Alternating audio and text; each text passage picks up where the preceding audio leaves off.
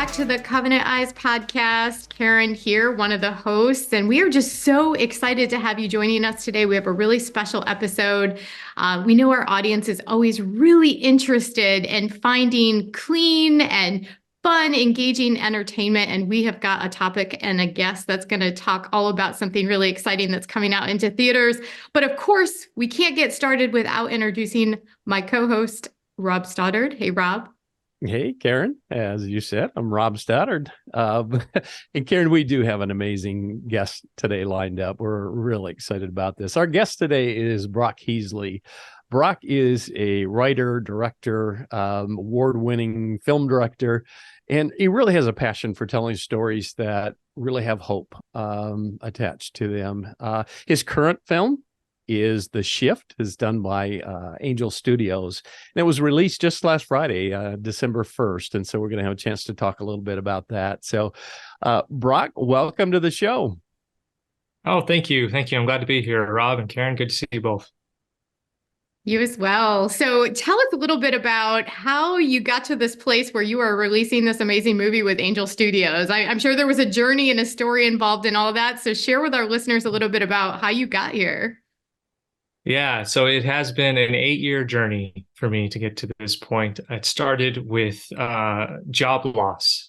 Within 24 hours of each other, my wife and I, we both lost our jobs, and I'd had a 15-year career as a graphic designer up until that point, and I thought that's what I was going to do with my life. And after trying very hard and failing to secure a new job, after a lot of prayer, made the decision to pivot into the film industry and to make zero money, because when you join the film industry, there is not a clear path to money. But it was something that we very much felt led to do, and thank goodness that we did. Within a year, I was writing and directing my first short film called The Shift, about a man who has an encounter with a mysterious stranger, and involves, it's a sci-fi film. It involves the multiverse in more of a metaphorical, allegorical way, and ends with a moment of prayer that audiences found to be pretty powerful. And Angel Studios found it to be pretty powerful too. And when they saw it a couple of years later, they said, "Hey, do you have more to this story? Because if you do, we'd like to help you turn it into a feature film through crowdfunding investment." And here we are, and it's, the movie's actually, it's real. It came out, it happened. So it's been an incredible, difficult, but incredible journey. That's awesome. And crowdfunding is like a new way that, Angel Studios is really doing a great job with this, but it's a really great way for the audience to contribute to the kind of films that get developed, right? I mean, is that how that works? Mm-hmm. Yeah, that's awesome. Yeah, that's exactly it. It's about putting it in front of the audience and asking them, what do you want to see? And if they want to see it, then they'll invest in it. And, usually the way movies get made is it's a bunch of guys in very nice suits determining what the public should see. And Angel Studio says, that's not really the best model. Why don't we ask people what they want to see? And with Angel Studios, of course, what they're specifically putting in front of people are stories that amplify light. And that could mean stories of faith, but it could mean other stories as well, just as long as they fit that criteria, if they're putting some good out into the world. And so they felt very strongly that The Shift fit into that category, and the audience did too. That's wonderful. I think people are just longing for something positive in the entertainment field, and certainly Christians are, for sure. So tell us a little bit more about The Shift. I understand it's based on the book of Job. Is that correct? How does that work into this story?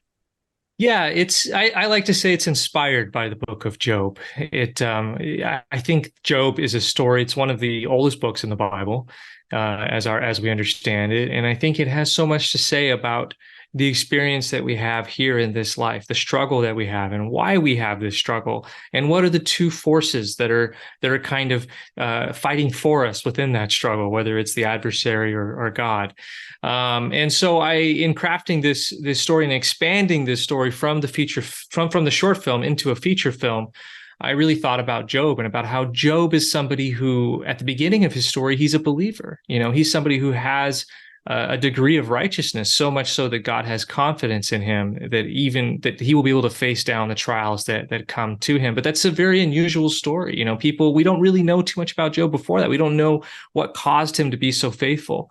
I know from my experience that usually that my faith, the strength of my faith comes from some really difficult things and challenges that I've had to deal with and I've had to overcome through the strength that I am able to receive from my Savior. And so Kevin, our protagonist here in The Shift, he has this profound experience in the first act of the film where he recognizes the reality of God. And from there, he has a Job-like experience where God seems to pull away and he's left on his own and he's trying to figure out what to do within that and why in the world, as a believer, as somebody who's doing the right thing and has proven himself to a degree, why is he going through all this? And I think that's what Job is asking. And I think that's what a lot of us are asking. Why is life so hard, even though we're doing the best we can? That's so true. Absolutely something that our listeners can really relate to. And I think the general populace as well. So the movie's been out, and what has the reception been among, not just Christians, but the population in general? What are people saying and how are they receiving this film? This film is provoking a lot of conversation, and that was really what I wanted to do. I'm not interested in watching, and I'm not interested in making stories that tell people this is how you should feel and think about this. This is the answer. Certainly there are some answers within this. There's questions posed and there's some ideas that are thrown out there. But what I'm so encouraged by is how people are warmly receiving the conversation that this film is provoking. That I've had many people say to me or say to others, don't go alone to this movie, because as soon as the movie's over, you're going to want to turn to the person next to you. So there better be somebody there because you're going to want to talk to them. I've heard about people having conversations the next day and 3 days after, and then going back again because they feel like there's more to dig into. And what I'm also encouraged by is people having just such a profound emotional and spiritual experience with this film. It's really having a powerful effect on people. And that is, look, as a storyteller, as a filmmaker, that's so encouraging. And it tells me that at least for a lot of people, we kind of accomplished what we were setting out to do. Yeah, that's so cool. So I love the genre of this, the science fiction background, the multi-universe. Have you always been kind of drawn to that? But then how hard is it, I guess, to draw on that spiritual side? I saw an interview you did where you called it theofiction. I love that word. So, how hard is it to combine those two? And have you always loved science fiction? Well, I have always loved science fiction. Science fiction is my favorite genre. And honestly, it's the world's favorite genre. Of the top 10 films of all time, 7 of them are science fiction films. So these are the types of movies and the types of stories that we crave. And certainly for me, I'm a sci-fi geek going from way back, but also throughout my entire life, my faith has been very, very important to me. And since science fiction is such a great vehicle for tackling all sorts of subjects, and, you look at Star Trek and the way that, the social issues of the day are often brought forward in Star Trek episodes in these, these futuristic settings in a way that everybody gets to come to the table, no matter their political leaning or how they feel about the issues. We get to come to the table that Star Trek has set, and we get to see these things in a different way and in a different light. And so I've always just wondered, why isn't anybody really talking about faith within the genre of science fiction, since science fiction is so malleable? So for me, combining the two, bringing faith in, talking about my faith within this science fiction setting, it really made a lot of sense to me. And they just naturally fit together. Now I say all that, and I know there's people listening right now who are like, my God is not fictional. How dare you? How dare you, bring science fiction and, bring God into science fiction? That doesn't make any sense. And I get that because it's new and it's different and it hasn't really been done. But I would invite people to check out the film. I think those who check out the film, if there is a concern there, it quickly goes away because they understand what we're doing and with this movie. We're using allegory and metaphor that's available to us in science fiction to express truth and principles, and it's very clear how we're doing that. That's incredible. And, you know, you worked with some pretty incredible actors and actresses for this film. Yeah. How was that working with some really top of class, like, you know, profiles? I mean, this is kind of incredible. Oh, so intimidating and so exciting. As a first-time writer director, it's a real privilege, and it's a rare privilege to have actors of this caliber on my first feature film.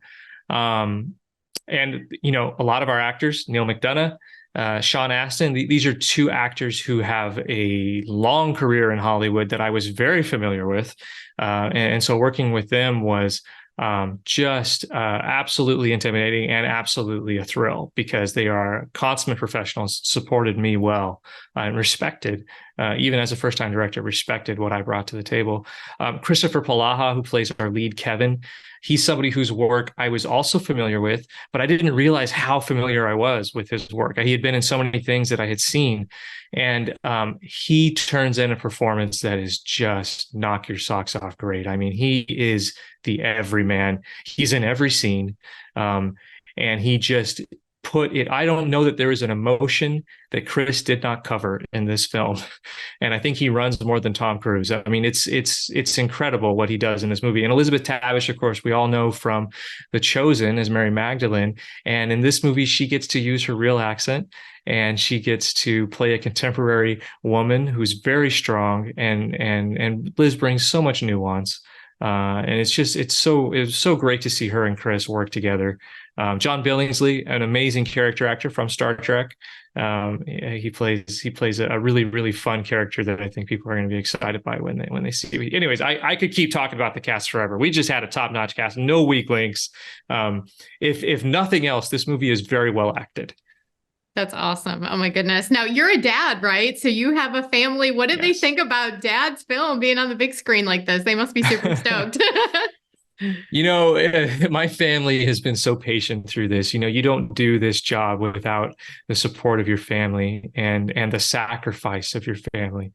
And so they have been very supportive. They've also been like, okay, Dad, you're going away again. You're going to go live in Alabama for 4 months to make. Okay, great. Go ahead. My wife, especially, Erin, she is, this movie wouldn't exist without her. But I think my favorite review of the film came from my 12-year-old daughter, who saw the film for the first time just last week. And she, you know, look, I've been working on this for 8 years. That means that she was 4 years old when I started. She can't really remember a time when I wasn't working on this movie. And you know, like a lot of kids, she didn't necessarily even know what I was doing or what this movie was. And so she came into this movie not really understanding what it was. She watched it. She told me afterwards. She said she cried a lot. First of all, she said 8 times. She cried 8 times in the movie. And she said that it was worth all the time you spent away from us. That was what she said to me. And that brought tears to my eyes. That's everything to me. That the sacrifice that she made, that my family made, feels like it was worth it because of the story, because of the work. That's everything. Wow. Thank you for sharing that. That is really, really special. And we have no idea, I'm sure, what the sacrifice and the time away and all that went into that. But yeah, congratulations on that. That is really cool.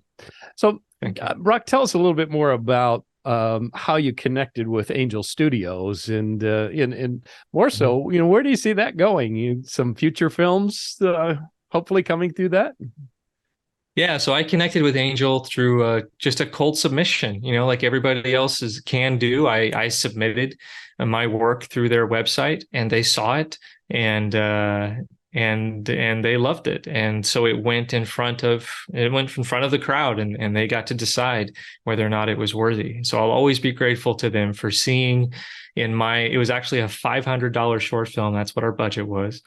And they saw in this $500 short film the potential for a $7 million feature film. And so here we are.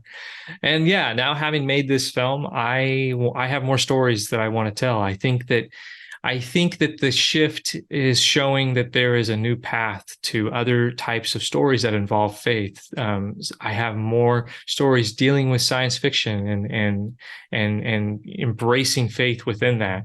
I have a script; it's ready to go. I hope I would love to work with Angel again. We'll see what happens, but I think the potential is certainly there. I think that's great news for this audience and all of our listeners all over the globe, because we are just craving this type of entertainment and this unique approach to bringing light into this space that traditionally is just, Hollywood has really done a bad job of letting things get out of control. I mean, the movies and the things that come out of Hollywood, you can't sit down with your family anymore and watch a movie and enjoy it. You have to preview it first, and then you got to have the remote control handy so you can fast forward through things or just not watch it at all. So this is exciting, Brock. I'm so excited to have our listeners get out there and watch this video. Where is this in every theater across the nation? Certain theaters? How do they get their hands on tickets, and where do they go? Yeah, we're in over 2,400 theaters right now across the country, and that's a wide release. So it should be available pretty near where you are. It shouldn't be too hard to find. And it's and that's a pretty remarkable thing for a film from an indie studio to get that kind of placement. So hats off to Angel Studios for that. And of course, the more people that go and see this movie, and what we are seeing, the pattern that we're seeing is that the word of mouth is spreading, and this movie is actually holding on better than any other film that's out there right now. We're really holding on to our audience day to day, and so I think the word is spreading, which increases the potential that the film will continue to be near where you are. That said, I'd say go out and get it as soon as you can. Wonka is coming out real soon. It's going to start gobbling up some screens. But if you want to see it, if you want to find out where it's playing near you, go to angel.com/the shift, and you can find out what the show times are. You can also watch the trailer there. And if you go to angel.com/share the shift, you can pick up some free tickets. Angel Studios has a pay it forward program where people are able to prepay for somebody else's ticket, and then those tickets can be claimed at angel.com/share the shift. If you are somebody who just doesn't have enough means right now, you can get free tickets. And then, of course, at that same URL, you can also pay it forward for somebody else. No, that's incredible. It is locally in my town for sure. I haven't had a chance to go see it, but me and my son are going to go see it this weekend. So definitely is out there, and so we're excited to go and see the whole thing. I've seen a big trailer on it, but well, that's wonderful, Brock. We're just so thankful that you had some time to spend with us today and just share a little bit about that story. Like Karen said, our audience just really is longing for really good quality entertainment that, is entertaining, but yet has that story and that hope in it. And so we're just so thankful that you were able to join us today. And any last words, any thoughts that you'd love to pass on to our audience? Yeah, I would say just be prepared for a different kind of experience. If there's one thing that this film, I think you can say safely about it, is that there's nothing else quite like it. That's something we get told over and over again. And in a year where audiences have largely rejected franchises and sequels, and which I believe they are looking for something new, I think we've got that for you. And as you say, it is clean. It is a PG-13. It's PG-13 it does have some violence. It's not graphic, but it's there. And it does have some heavier thematic elements. So if you're trying to figure out, who in your family can come and see it, obviously that's going to depend on your children and their maturity level. But I like to say probably 9 and up is pretty safe. I've definitely heard of children even younger coming to see it. But I very much wanted to make a film that was for adults. In the true sense of the word, not the way that Hollywood thinks of adult, because when they say adult, they mean something very different. But when I say adult, I mean something that has an intellectual and spiritual maturity to it.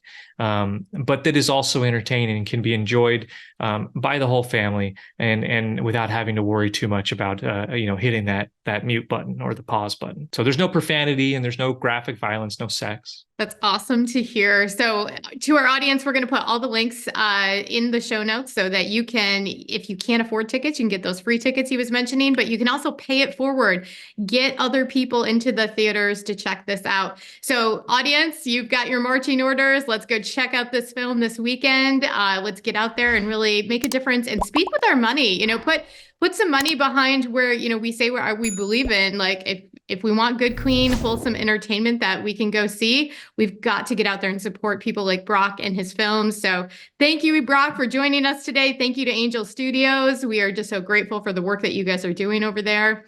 To all of our listeners, tune in again, and we'll talk to you soon. God bless. Take care.